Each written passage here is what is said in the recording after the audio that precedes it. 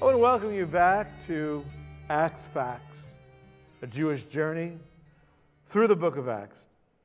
Now, those of you who have been around and watching at home, present, I've been trying to get through Acts 17 for quite a long time now. And guest speakers and ice storms and impassable roads have conspired to, bar mitzvahs, bat mitzvahs, conspired to keep me from tying this beautiful passage up with the bow. But today, I have confidence, and I know because we don't have that many verses left. We are going to finish Acts 17 today, and it gives me a chance to really focus on how important this passage is. Now, let's go back just a little bit, because as I said, it's been quite some time. Ice storm, impassable roads, guest speaker, bat mitzvah. It's been some time since we looked at the previous set of verses prior to our new material today. So we're going to do just a little bit of a review. Now, before we get to the review, though, I do want to point out that Jeff Bezos is in the news. He's in the news all the time. Guy flying off to space and keeping people trapped in the warehouse. He's in the news all the time. But this time he's in the news for a really interesting reason. Jeff Bezos is going to blow up a bridge. He's going to dismantle a bridge. Well, technically, he's not going to do it. He wouldn't lift his fingers to do that. But the people of Rotterdam are going to take this historic bridge, and they're going to dismantle this bridge, this historic bridge of Rotterdam. Why? Because Jeff is having a yacht built in the harbor there, and apparently when they were measuring the height of the yacht, they didn't realize before they started building, or maybe they did, and they just had this in mind all the time, they got to take the bridge down because they can't get the yacht out of. So he's in the process of destroying. Now they're going to rebuild it. They're going to disassemble it, reassemble it. But the point is, Jeff Bezos is in the news right now for tearing down a bridge. I don't want to talk about tearing down bridges. I want to talk about building bridges. Because in contrast with Jeff Bezos, head of Amazon, by the way, in case anybody didn't know, Paul builds the most extraordinary, he constructs the most extraordinary bridge, I think rhetorical bridge, imaginable, to be able to communicate Jewish concepts to a people, the Athenians, who have been and are squarely in a pagan context, devoid of Jewish conceptual understanding. So here we have Paul in Athens. He has walked around, he has played around and laid around this old town, and he preaches the gospel to the Jewish people. They understand. But when he takes this act to the agora, to the marketplace, he has some trouble. He is confronted with two main groups, although there are multiple philosophical sects in Athens in the day. But the first is the Epicureans. This is Epicurus, the founder of Epicureanism. We talked about Epicureanism, Stoicism is the other one last time. We're going to simply quickly review to make sure we're all on the same page. What is Epicureanism about? The pursuit of pleasure, which is humanity's highest goal. The absence of pain is the chief good. Nothing is knowable beyond the perceptible. If I can't see it, if I can't smell it, we can't say that it exists. Virtue is required for happiness. Gods, if they exist, because we can't smell them, we can't see them, we can't hear them. They're indifferent to, they're uninvolved with humanity, supercharged deism. If there are gods at all, really most of them are atheists. They denied intelligent design of any kind in nature. It just popped into existence, and there is, of course, no afterlife. That's the Epicureanism. Then we get Zeno, the founder of Stoicism, this other philosophical school of thought. And they had 4 pillars: fortitude, justice, temperance, and prudence, i.e., in other words, self-control. Fortitude, justice, temperance, and prudence. That means that you lived life in agreement with nature and in accordance with natural theology, that which can be seen from nature, that which can be observed, derived from nature. Emotions are to be controlled. Pathos, emotions, are to be apatheia, not that you don't care, but that you have controlled your emotions. Pleasure is a vice. Enduring pain is a virtue. Happiness depends on our conscious choices and accepting what is in our power to achieve. And of course, they believed in determinism. So we have certain choices of how to respond to things. The weather is cold today, and we can choose how to respond to the cold weather. The weather is warm. There is an ice storm. We can choose how to react. We can control our emotions, even though everything has been determined. So the control of emotions is really the thing that I think sticks out, the Mr. Spock aspect of Stoicism. Regarding God, God's not a personality, a rational force. Not an irrational force, a rational force. Star Wars. So we had Star Trek. Now we have Star Wars, the Force. May the Force be with you. And God is this rational force, governs the world. So no midichlorians or anything like that, like in the later movies. Just the original concept of force.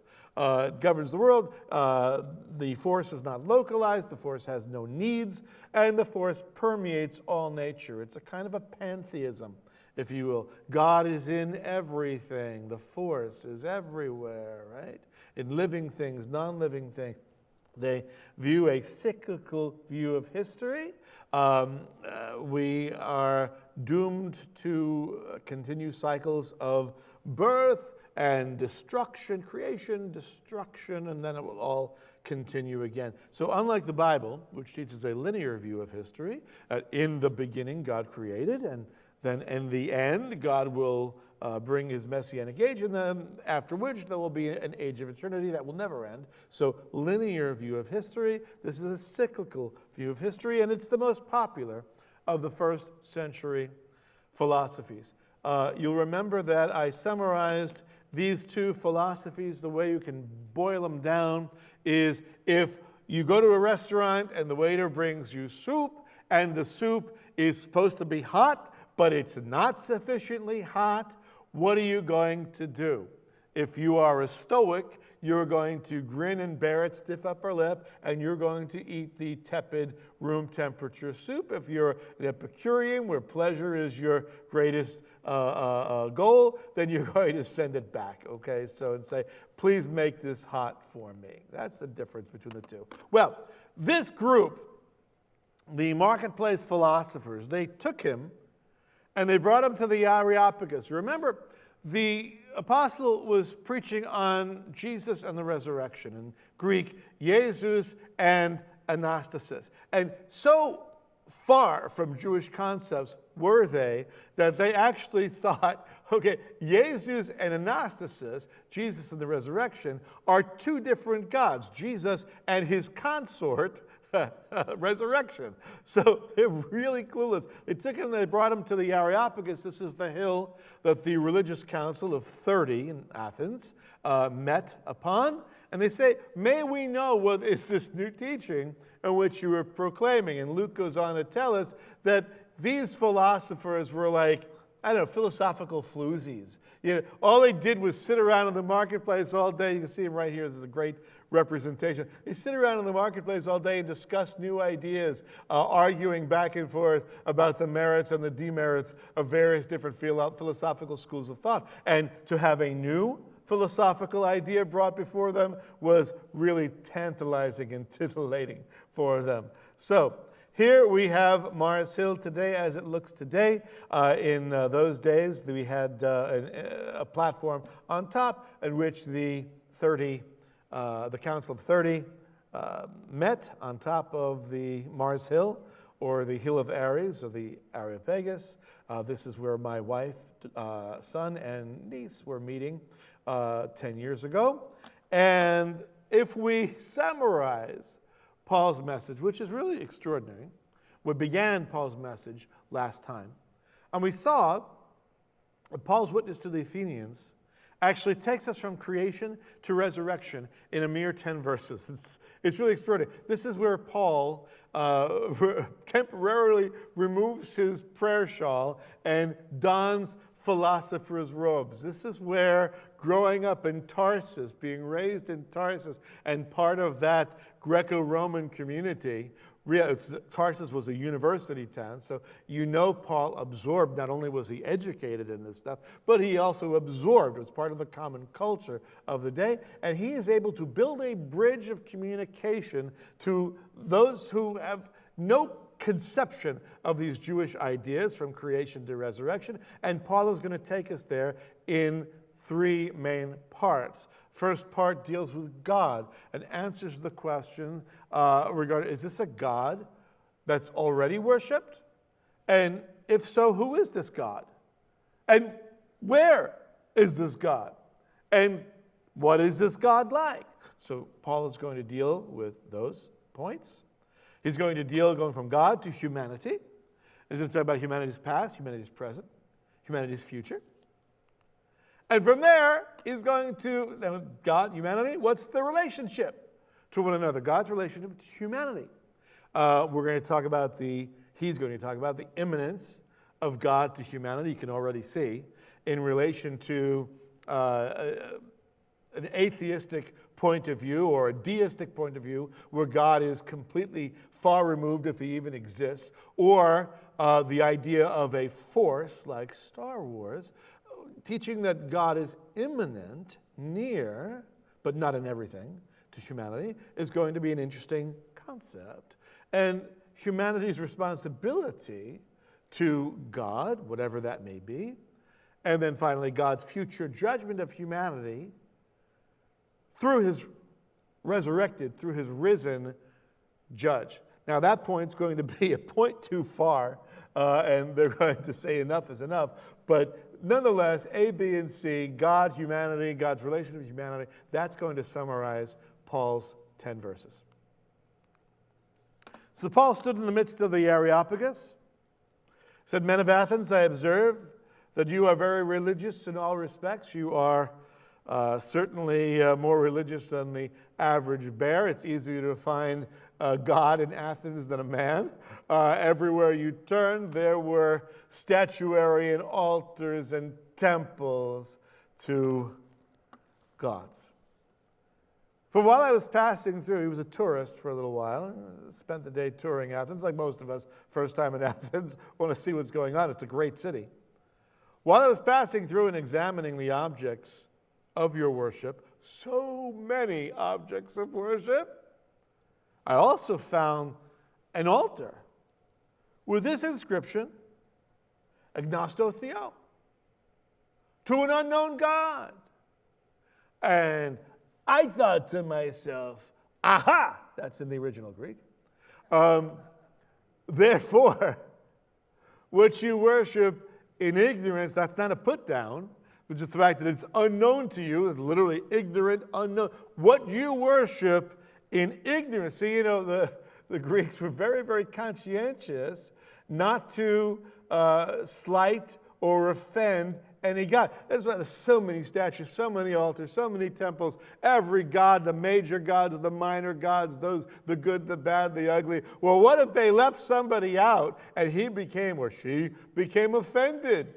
So they covered their bases by putting altars here and there to an unknown God, just in case. So they cover all their bases. But therefore, what you worship in ignorance, this I proclaim to you. You did this as a safety precaution. You did this as theological insurance in case somebody you weren't aware was demanding your worship and you were withholding it. But Paul does this for another reason. It was illegal in Rome to preach a new religion. The Roman Empire, you couldn't propagate a new religion. It's one of the tensions that we see in the book of Acts. Luke is so very, very careful that while the Jewish opponents of Christianity are continually trying to argue, this is a new religion, he argues against this and this, you should arrest him. Well, Luke is very careful to say, no. This is really the next level in the evolution of Judaism. This is the next revelation of God within the Jewish faith. It's not new at all. It is simply the Jewish faith, but with an incredible and necessary improvement. So, instead of preaching a new religion to the Athenians, even though they didn't know about Judaism, this is what you've already been participating in, but you didn't really know what you were doing. So I'm just going to expound upon that which you were already engaged upon, thereby not breaking the law.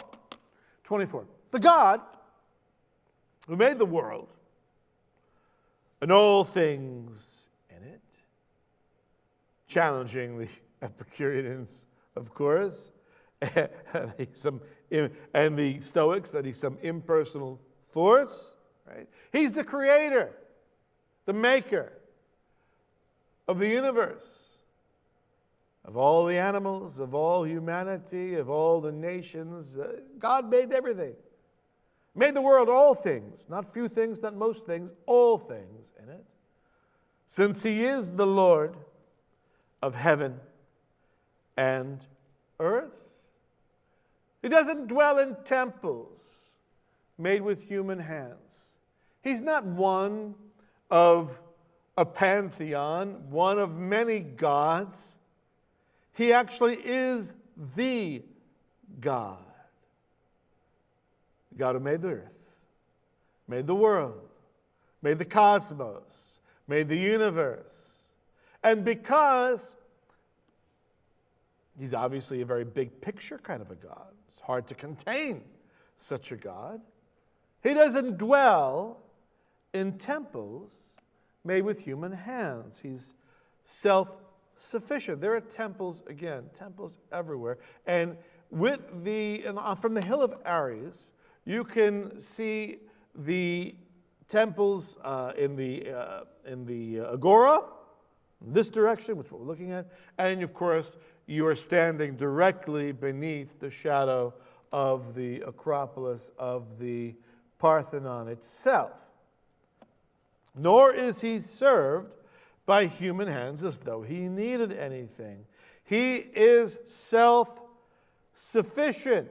He does not need offerings for well-being or for happiness. You know who needs something? Not God. Humanity needs. Humanity desperately needs his provision. For what? Oh, basically the basics. Let's start there. Life, breath, and all things. That's what he gives to all people. Life and breath and all things, not just to Jewish people. He gives them to the pagans as well. Whether or not they acknowledge it, whether or not they're aware, he gives, himself, gives to all people life, breath, and all things. Happiness, right? Everything is a gift of God. So, establishing a couple of points about God, we move on to humanity. And he, the God he's talking about, made from one man every nation of mankind to live on all the face of the earth, having determined their appointed times and the boundaries of their habitation. You remember we showed the video, the music, the song, there is a brotherhood of man. We all come from one God. We are all connected. We have a common ancestor he made from one man, that's Adam, every nation of mankind. We are all connected whether we want to acknowledge that connection or not. There is a brotherhood of man because we have one Father, Adam, who was created by our Heavenly Father, this unknown God. Having determined their appointed times and the boundaries of their habitation. Of course, the Torah itself tells us, Deuteronomy 32.8, or verse 8, by the way, on this concept, when the Most High gave the nations their inheritance, when he divided them up into nations and national boundaries, and by the way, the concept of a world without borders, without boundaries, is antithetical to the Bible's teaching. It's antithetical to the will of God. It is God himself very clearly. Paul teaches it in Acts 17, but Moses teaches it first in Deuteronomy.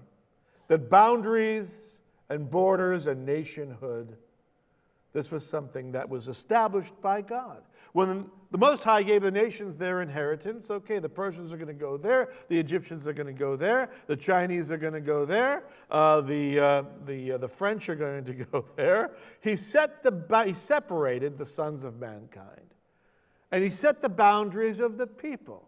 So the first moment that someone talks about eradicating boundaries between nations, you know that they're anti-God and anti-Bible. It's not a political issue. It's actually a theological issue. But he set the boundaries of the people according to the number of sons of Israel. Isn't that interesting? God himself determined the boundaries of the nations in relation to the population of the Jewish people at the time. Very interesting. Well, from there, Paul deftly moves to humanity's relationship with God. We've gone through, and this is the new material, we've gone through God, we've talked about humanity, and now the relation of humanity to God. God desires that men seek him, and to seek him, to find him, is easy. If you seek God, Paul says, you will find him. That they would seek God. This is why he has given humanity life and breath. That they would seek God. If perhaps they might grope for him. A dark room, middle of the night, when one has to get up in the middle of the night to accomplish any kind of actions that need to be accomplished in the middle of the night, and the light is not on and it's dark. If you've memorized your bedroom, you know the way from the bedroom to the door of the bedroom. Even if it's pitch black, you can find your way, as long as you haven't thrown your shoes or your pants and dumped them on the floor to trip you up. But you can find your way. You can find your way to any room of the house in the dark, if you grope for it with a certain familiarity. But let's say the world is in the dark. Let's say they don't have the benefit of the direct revelation that God gave the Jewish people through his prophets, through his word. Let's say the rest of the world is in darkness. Even so, God says it's possible to find him. He's not playing hide and seek. He's out there for anyone to find, even if they have to grope for him, they will find him. Though he's not far from each one of us. God is not distant, as the Epicureans believe. He doesn't reside on the Greek mountain of Olympus, as did the Greek god Zeus. God is near and easy to find if we, like the spiritually blind, would simply reach for him, grope for him. Now, this is where education, really, Paul's education, comes to the fore, because Paul has in his back pocket, Paul knows this, the poetry, two well-known Greek poets from centuries past. One guy who lived 500 years prior to this time, Epimenides of Crete, 500-year-old poet, and another one, Aratus. Both of them are Stoics. Aratus lived only 250 years before Paul. But point being, Paul is going to whip out this commonly understood and very familiar batch of Greek poetry, referencing it as part of the building of a bridge. So in order to build a bridge, one must have to be familiar not only with the material that you need to communicate, but the culture of the audience to which you want to communicate this precious message. You must be familiar with the audience. You must not only know your material, but you must know your audience. It requires both in order to build the kind of bridge that Paul is building. In order for Paul and his audience to touch, just like Michelangelo's great fresco, the Sistine Chapel ceiling, painting on the Sistine Chapel, it is essential to know both. So, as our friend Epimenides of Crete, a Stoic 500 years earlier, said, in him we live and move and exist. Or as the kids song, in him we live and move and have our being. The kids are singing 2,500-year-old Greek poetry when they are quoting this verse. In him we live and move and exist. You understand that concept, right? And even as some of your own poets have said, if one quotation's not enough, let me give you another one from Aratus. Both of them, remember, are Stoics.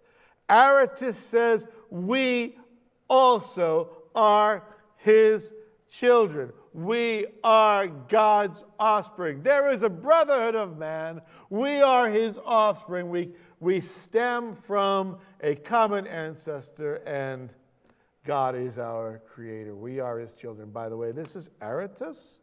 I don't have a carving of Epimenides from 500 years before Paul, but we do have Aratus. Looks like my 9th grade algebra teacher. All right. Well, nonetheless, being then, he's going to tie it up together. Being then the children of God, as your own poet has said, by the way, Aratus, we ought not to think, change the paradigm that we think. We ought not to think that the divine nature is like gold or silver or stone, an image formed by the art and thought of man. Right?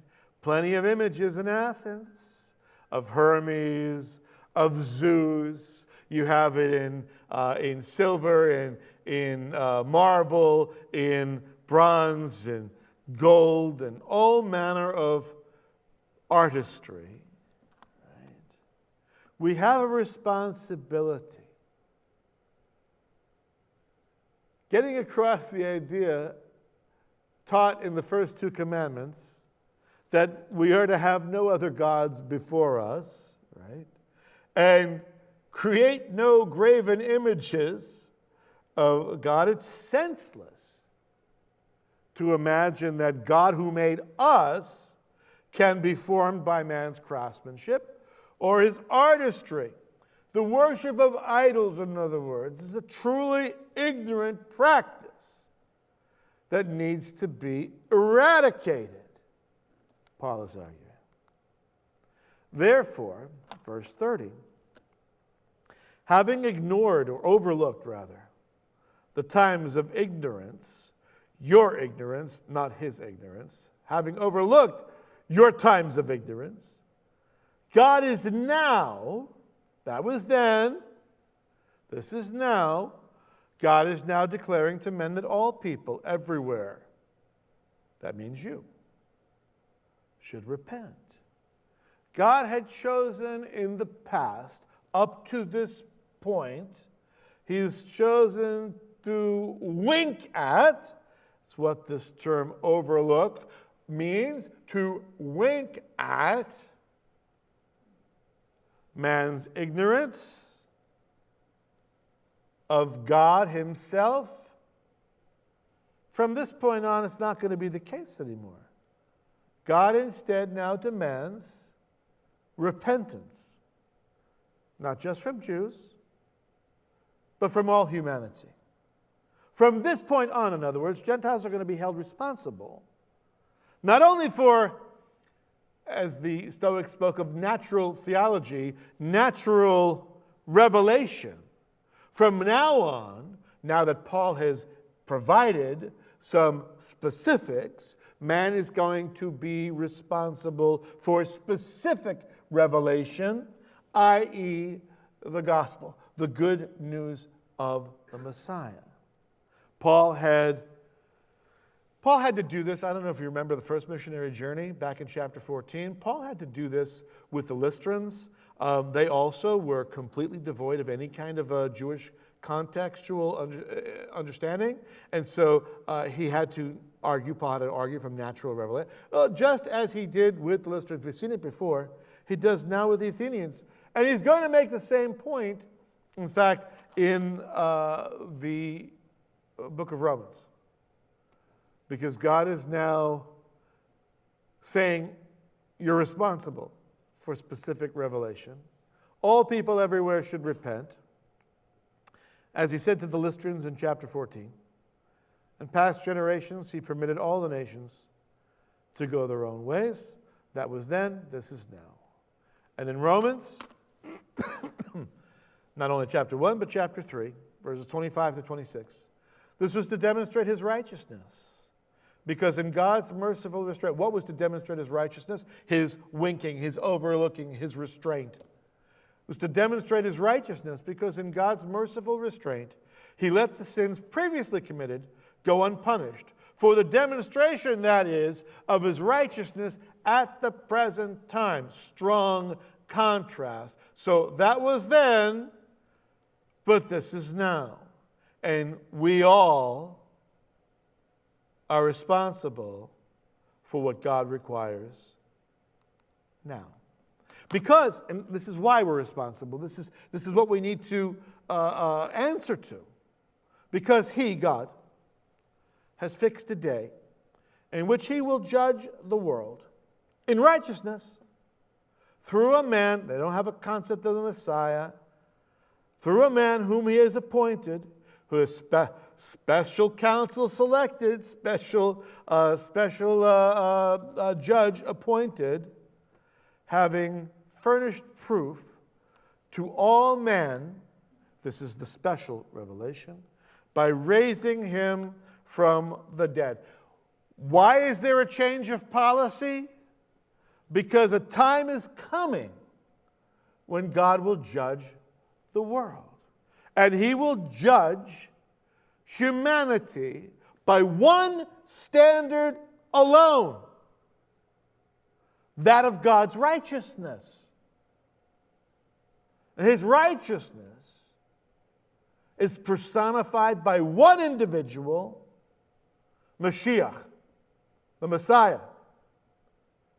And that individual is going to serve as God's special counsel, as the agent of God's judgment. the certain guarantee of this future reckoning has been firmly set. How?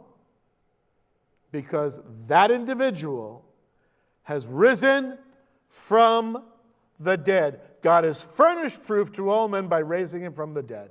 1 Thessalonians 1:10 makes the same point. How you turn to God from idols, to serve a living and true God, and to wait for his Son from heaven, whom he raised from the dead, that is Jesus, Yeshua, who rescues us from the wrath to come. That is why Yeshua came to rescue us from the wrath to come, because he is not only the rescuer, he is also the one who brings the judgment. He is the judge of all mankind, God's appointed judge, Messiah. Now, what's the reaction? At this point, Paul's message is interrupted. Doesn't get any further in his presentation of the gospel, because once again they got hung up on anastasis, on the resurrection. Now, when they heard of the resurrection of the dead, some began to sneer, and others said, "We shall hear you again." Now, make no mistake, Paul's pretty successful to this point. The council, the Areopagus, the religious council, patiently stayed with him throughout his dissertation, as he argued points on God, humanity, idols. But the business about a future day of judgment and a man who is physically resurrected, now that's beyond the pale. That's too much. That's a bridge too far. That is far too ridiculous for an educated Athenian to accept. Say, most Greeks, with the exception of the Epicureans, believed in the immortality of the soul, but no cultured Greek, no educated Greek could believe in an immortal body. They could understand an immaterial spirit living on, but a resurrection and an immortal body? Too far, too much.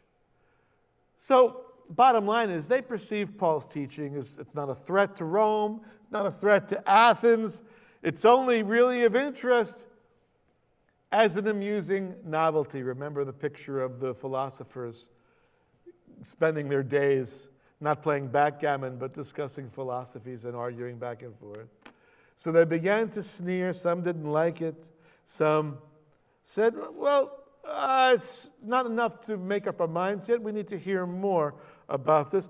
Paul, of course, is going to later reflect on the wisdom of the world and the opinion of the wisdom of the world regarding the cross in 1 Corinthians 1:21 through 24.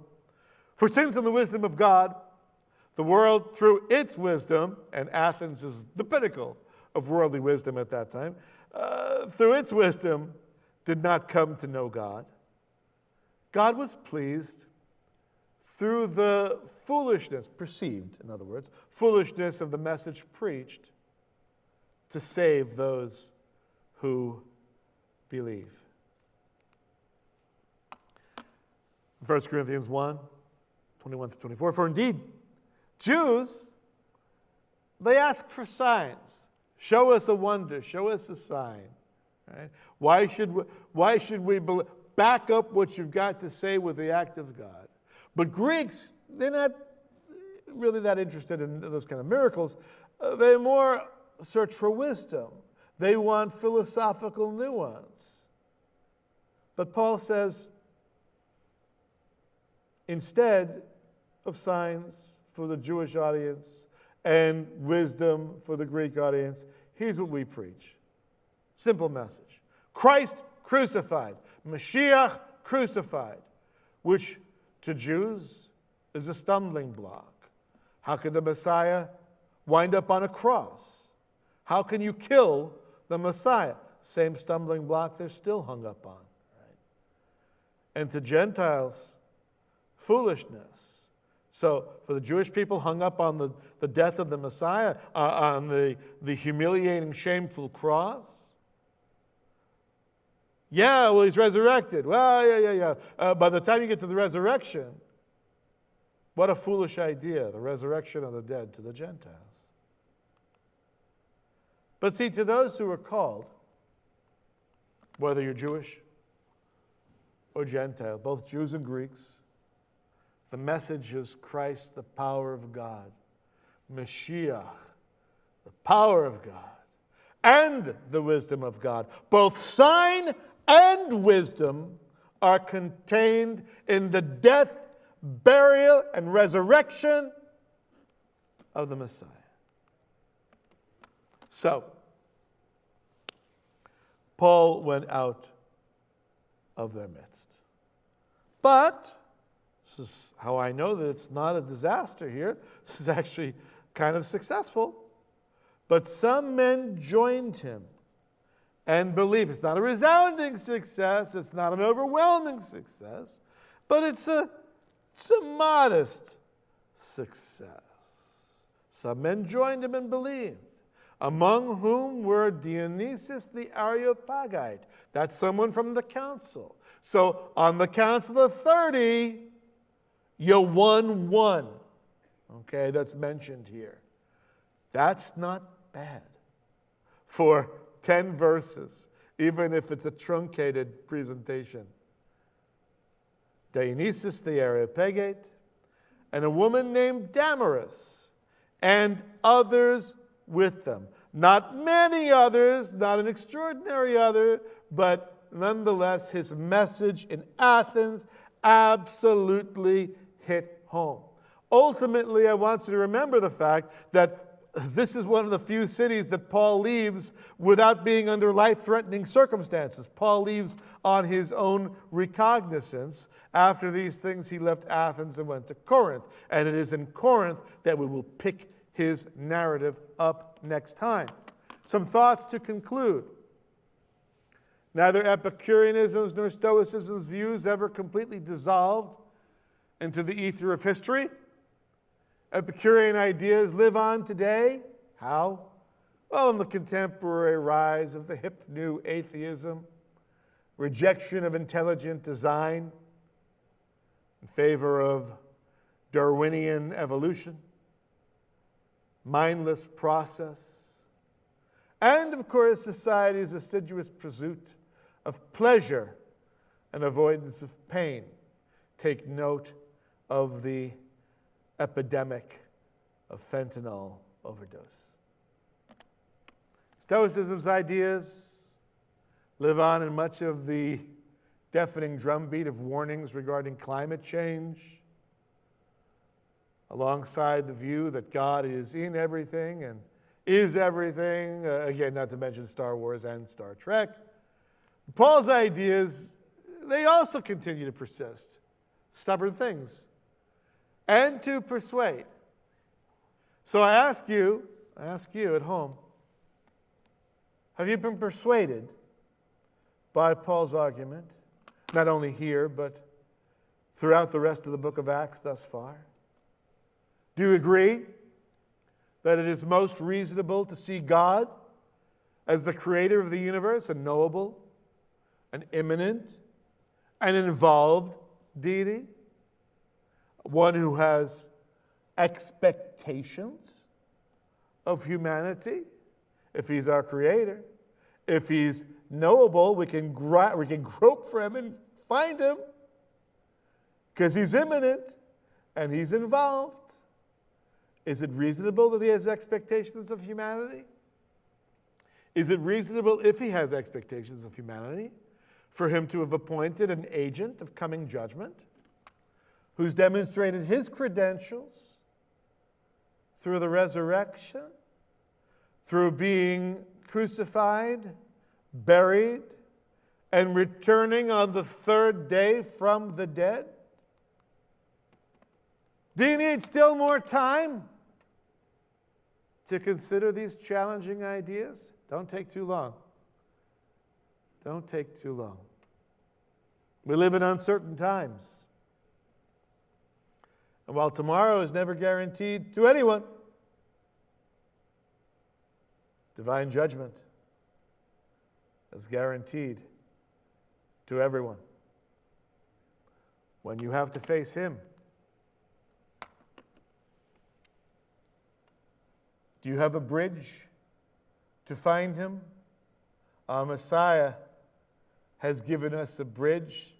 Paul provided an example of a bridge of communication, but our Messiah has bridged the chasm of our sin and our faithlessness to reach a holy and loving God. He did that through his blood. He did that through his sacrifice. He did that through his death, burial, and resurrection. Nobody's destroying that bridge. It's an undestroyable, unconquerable, permanent bridge. If you would simply walk across it. You have to trust, of course. Make sure you trust that that bridge is not like in the jungle movies and the adventures where it's falling apart, held by a rope and maybe some chewing gum. Not that kind of bridge. The bridge that our Messiah provides between humanity and our Creator is rock certain, built upon the power of his death and resurrection. Walk across it, won't you? Join me, join us in walking across it. Let's reconcile ourselves to our Father through his Son.